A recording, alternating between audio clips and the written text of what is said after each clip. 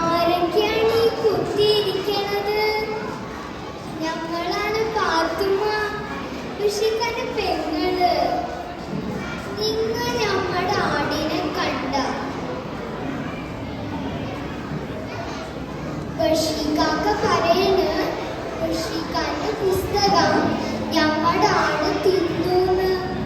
ഞങ്ങളുടെ ആട് അങ്ങനെ ചെയ്യുക? പടച്ചോനെ, തേടിക്കൊണ്ട് ഞങ്ങളുടെ ആട്. ഞമ്മ പോണ്, പിന്നെ കാണാം.